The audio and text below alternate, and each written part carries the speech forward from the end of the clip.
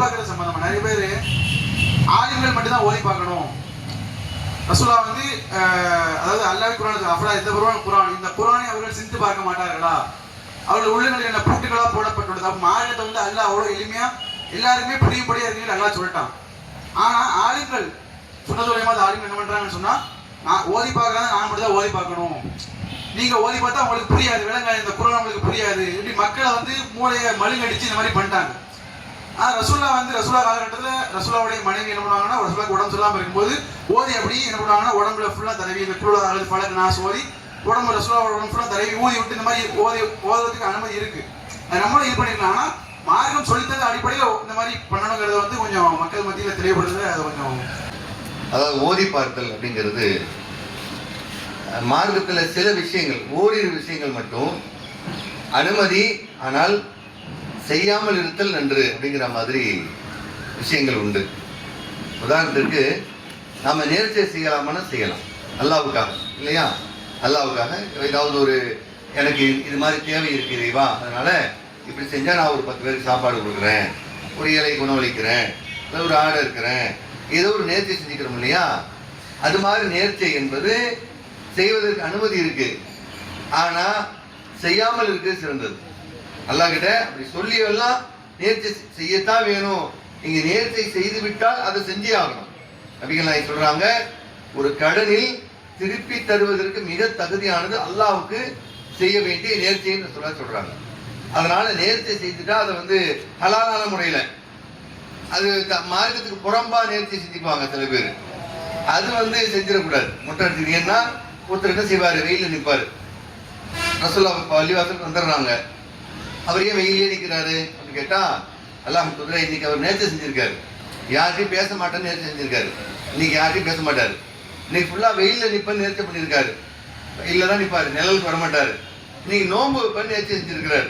அதனால இந்த 3 அவர் செஞ்சிருக்கிறாரு, மிக சிறப்பாக மக்கள் ரொம்ப ரொம்ப சிலாகித்து சொல்றாங்க. இந்த 3ஐயும் மட்டமாக சொல்லலை, இந்த மாதிரி செஞ்சிருக்கிறாரு அல்லாஹ் குதிரை அப்படின்னு சொல்றாங்க. நபிகள் பெருமானார் உடனே அவர் உள்ள கூப்பிடுவாங்க, உட்காரு, கீழே உட்காரு, சலாம் சொல்லு, பதில் சொல்லு அப்படின்னு சொல்லி, வெயில்ல நிக்கிறதுக்கு அனுமதி இல்லை, உடம்ப வருத்திக்க கூடாது, தப்பு. பேசாம இருக்கிறதுக்கு மௌன விரதங்கிறது இஸ்லாத்தின் அனுமதி இல்லை, பேசிடு. நோன்பு வைக்க அனுமதி இருக்கு, இது ஓகே, இதை வேணா இன்னைக்கு கண்டினியூ பண்ணிக்க அப்படின்னு சொல்றாங்க.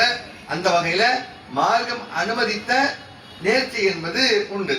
எதற்கு சொல்ல வருகிறோம் என்றால், சில விஷயங்கள் அனுமதி இருந்தாலும் செய்யாமல் இருப்பதுதான் சிறந்ததுன்னு சொல்லுவாங்க.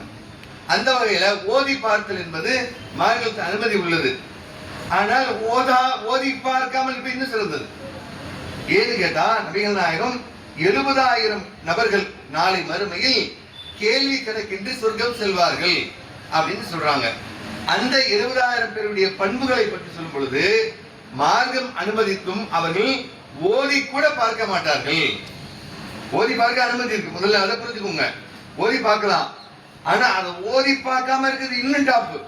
டைரக்டா உடம்பு சரி பண்ணி கொடுத்துரு, அதுதான் ரசூலுல்லாஹ் வந்து ஒரு பிரார்த்தனை சொல்லி கொடுத்துருக்காங்களே, இறைவா நீ நோயை தீர்ப்பவன், உன்னை விட நோயை எடுப்பவன் யாரும் இல்லை, எனக்கு பூரண குணமளிப்பாயாக அப்படிங்கிற பிரார்த்தனை இருக்குது. அதை கேட்கறது சிறப்பு இல்லையா, நமக்கு தெரிஞ்ச மாதிரி கேட்கறது சிறப்பு. அப்படி ஓதி பார்த்தல் என்பது நபிகள் நாயகம் காலத்துல ஒருவருக்கு ஒரு பிரயாணம் போயிட்டு வர்றாங்க.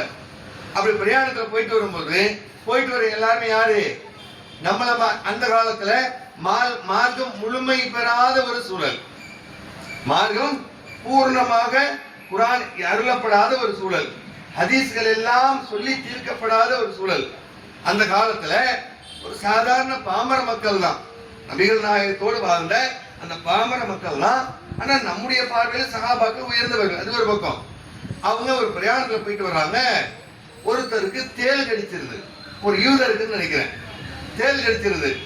அப்போ என்ன செய்யறாங்க, இந்த போயிருந்த சஹாபாக்கள், நாங்க இதை ஓதி கொடுக்குறோம், நாங்க ஓதி இதுக்கு பிரார்த்தனை செய்யறோம், நீங்க எங்களுக்கு என்ன தரீங்க, பசி நேரம், சரி ஒரு ஆடு தரோம், ஒரு ஆட்டை தரோம். உடனே அந்த ஆடை வாங்கிட்டு இவங்க ஓதி துவா செய்யறாங்க. அந்த தேள் கடிக்கு உடனடியாக குணமாகிறது. ஓதிட்டு வேற எதுவும் ஷுக்குலாம் ஊதலை. இதை நல்லா புரிஞ்சுக்கணும். அவர் கேட்ட ஒரு சரியான வார்த்தை, ஊதுறதுனா எப்படி ஊதுவோம், நம்ம இப்படிதான் ஊதுவோம். ஓதி ஊதுறவங்க மட்டும் பாருங்க, எஸ்ஹெச்சோட ஊதுவாங்க, ரொம்ப கிராமட்டிக்கலா ஊதுவாங்க. அது என்ன ஷிஃப்? அதுலயே டுபா கூட தெரிஞ்சு பாருங்களேன். ஷஃப்புங்கிற ஷிஃப்புமா ஊதுனா அப்படி ஊதுனா வீட்டு அவங்க வீட்டுக்காரமா கூப்பிட்டு ஏங்க இந்த அடுப்பை கொஞ்சம் ஊதுன்னு சொல்றாங்கன்னு வைங்களேன். ஃபார் எக்ஸாம்பிள் தந்தூரிக்கு நெருப்பு ஊட்டி இருக்கிறாங்க. ஏங்க ஊதுங்க என்ன? இவரு போய் உட்காந்துட்டு ஊத்துவாரு. மண்டையில நம்ம 2 தட்டு தட்டுல ஒழுங்கா ஊதியா அப்புறம் கறி வேகுங்க அப்படிமா ஊது. அதுலயே டுபா கூட தெரிஞ்சு போச்சு. இப்போ பெருசா விளக்கம்லாம் வேணாம். அந்த ஊதுறதுலயே என்ன ஆயிடுச்சு? அது டுபா ஓதி ஊதுறது அப்படின்னு. அப்போ இவங்க என்ன செய்வாங்க? ஓதுவாங்க. எதை ஓதுறாங்க? அல்ஹம்து சூராவை தான், வேற எதுவும் இல்லை. அல்ஹம்து சூராவை ஓதி துவா செய்வாங்க. அவருக்கு குணமாயிடுது. ஆட்டை வாங்கி அவங்க எல்லாம் சாப்பிட்டுட்டு வந்துருவாங்க. இந்த செய்தியை ரசூலாட்ட சொல்லுவாங்க. அப்ப ரசூலா என்ன பண்ணுவாங்க? ஓகே, அதுல இருந்தா எனக்கும் கொஞ்சம் கூட சாப்பாடு இருந்தா அப்படின்ட்டுருவாங்க. அப்ப அந்த மார்க்கத்தை அனுமதிக்கப்பட்டதுதான். இதை இவர் தான் செய்யணுமா அப்படின்னா கிடையாது. சென்றிருந்தவர்கள் சாதாரண பாமர மக்கள், அவங்க தான் செஞ்சாங்க. அதை தான் நபிகளை ஆமோதிச்சாங்க. அது போக குர்ஆன் என்பது இவர் ஓதுவதற்குத்தான் தகுதியானது அப்படின்னு ஒருபோதும் கிடையாது. இன்னும் சொல்றதா இருந்தா திக்கி திக்கி ஓதுனவனுக்கு டபுள் கூலி. கற்றறிந்தவன் உயர்ந்த வானவரை போன்றவன். நபிகளாய் சொல்றாங்க, குர்ஆனை நன்கு அறிந்து ஓதுபவர் உயர்ந்த வானவரை போன்றவர். ஓகே, சிறப்பு தான். ஓதவே தெரியாது இவனுக்கு, திக்கி திக்கி ஓதுறான், டபுள் கூலி போ. அப்ப எங்க எழுதிப்பதா இல்லையா மார்க்கம்? சரியா ஓத தெரியாது, அவன் தப்பு தப்பா ப்ரொனன்சியேட் பண்றான், வேணும்னு பண்ணல. எல்லாம் சொல்லுவாங்க கல்புன்னு நீங்க சொல்லணும், கேப் போட்டு சொல்லிட நாயின்னு ஆயிரும். உண்மைதான், அது தெரிஞ்சு சொல்றவனுக்கு தான், தெரியாம சொல்றவனுக்கு கிடையாது. அல்லாஹ் ரசிப்பான். நம்ம குழந்தைங்க தப்பு தப்பா பேசும்போதுதான் அது மழலை, அது அழகாக இருக்கிறது என்று ரசிக்கிறோம். அது மாதிரி அல்லாஹ் ரப்பல் ஆலமீன் ஏன் ஒரு பிரயாணத்துல ஒருத்தர் போய் ஒரு சின்னதா சொல்லிடுறேன், நீங்க புரிஞ்சுக்குவீங்கன்னு நினைக்கிறேன். ஒரு பிரயாணத்துல போயிட்டு வர்றாரு, ஒட்டகத்துல அவருடைய பானம் எல்லாம் இருக்கு, காணாம போயிடுது. ஆகா போச்சுரா நம்ம வாழ்க்கை, இனி மவுத்து தான் முடிவுக்கு வந்து அசந்து எந்திரிக்கிறாரு. திரும்ப வந்துருச்சு. சந்தோஷத்துல என்ன பண்ணிடுறாரு? இறைவா நீ எனக்கு அடிமை, நான் உனக்கு எஜமான்றாரு. இதை பார்த்து அல்லாஹ் சிரித்ததாக ரசூலா சொல்றாங்க. ரசூலாவும் சிரிப்பாங்க. இந்த செய்தி ஹதீஸ சொல்லிட்டு ரசூலாவும் சிரிப்பாங்க, அல்லாவும் சிரிச்சான். அப்ப அல்லாஹ் என்ன பார்க்கறான்? என்னத்தை தான் பார்க்கறான். ஆகவே குர்ஆன் என்பது இவர்தான் ஓத வேண்டும், இவருக்குத்தான் அது அனுமதி என்பது முட்டாள்தனத்தின் உச்சம். யார் வேண்டுமானாலும் ஓதலாம்.